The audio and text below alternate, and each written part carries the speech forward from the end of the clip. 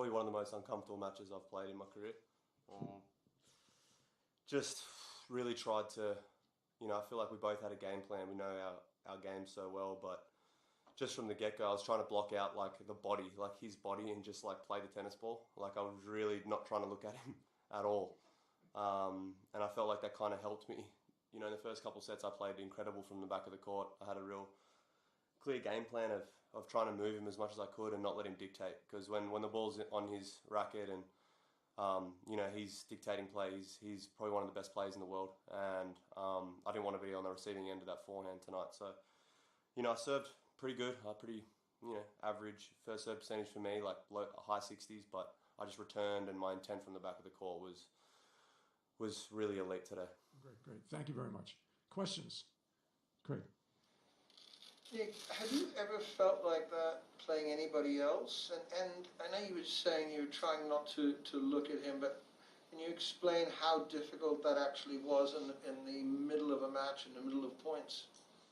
Yeah, it's just, I feel like there's probably two or three players that, after tennis I'm probably going to stay in contact with till I probably die, to be honest, and Thanasi's one of them.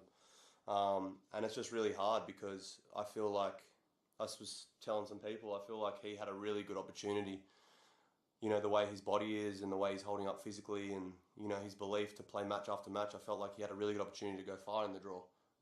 So when I saw our names, it's unfortunate because, the way I'm playing and the goals I have, I felt like I had a really good opportunity this tournament as well. And I saw his name and I was just like a mixture of emotions. But look, it is what it is. I thought I dealt with it pretty professionally. The first couple of sets were pretty much flawless from me. But yeah, never easy. Obviously, game Kokkinakis, like it's a reminder of who you're playing every time he wins a game. So it's not easy. Okay. Nick, obviously you were playing after Serena, and I'm just wondering how did that play out for you? There was so much hype around it, and what was it like even stepping on the court? Because it was a night session, but somehow after Serena things were a bit different.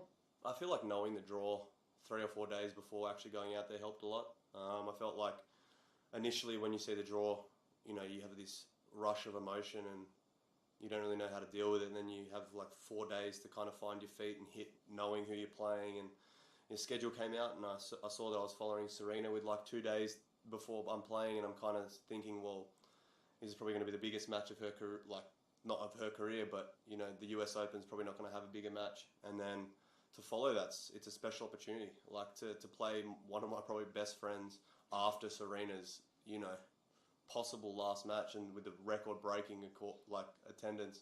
It's insane. It's a night that I'm never going to forget, and my 200th win as well. So a couple accolades today, and it was good. I felt like I'd rather play after Serena because the crowd was amazing still. The atmosphere was electric, so it was fun. You used the word professional before. It felt to me like you were really, maybe it's because you were focused on blocking them out, but you felt really focused and efficient on your serve as well. Not always going for too much, but getting the serves where you wanted and kind of ending the points really quickly.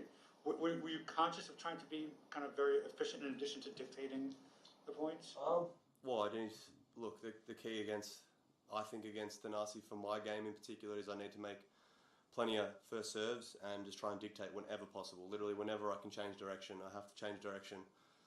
So I can't ever let him feel like he's settled from the back of the court. And the way I've been serving really, really well, 215, 220 quite easily for the last 6 months. And today I took a bit off it when I needed to. Tried to spread the court as much as I could.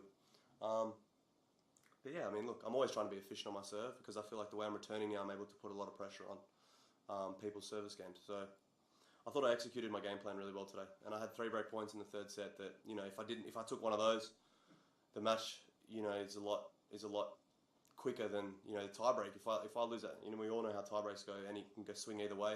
He gets that bit of momentum. Who knows? We could be out there still battling right now. So I was really thankful to get that tie break. Let me tell you. Okay, I'm going to take 2 more questions. It's late. Yes.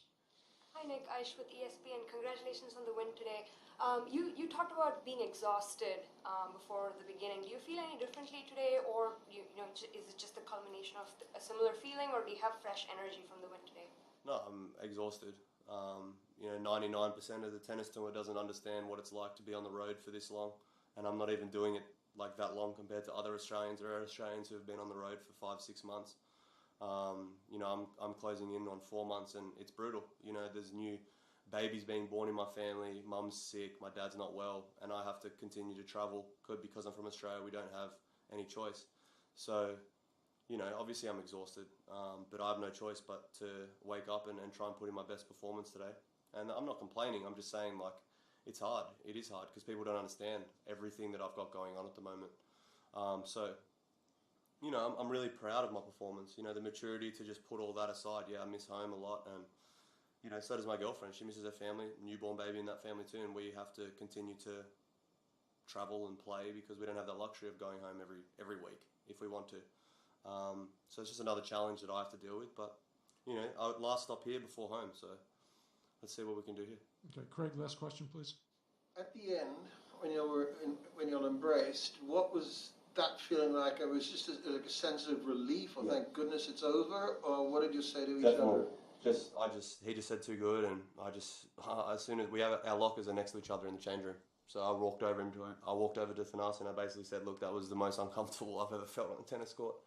It just doesn't feel right. It really doesn't. You know, we've shared so many moments together on the tennis court, on the doubles court, and we've had so much success, but it's just the real life stuff, the respect that we have with each other. You know, we've been through some things together. When I was really struggling, he was always supportive. I roomed with him, and he always cared, and he's just seen me grow up, and I've seen him grow up. I've seen him be resilient through all his injuries, and to see him performing on the biggest stage, I'm proud of him in a way as well. But we just have respect off the court, which trumps anything on the court. But it was really uncomfortable. I don't want to do that again, to be honest.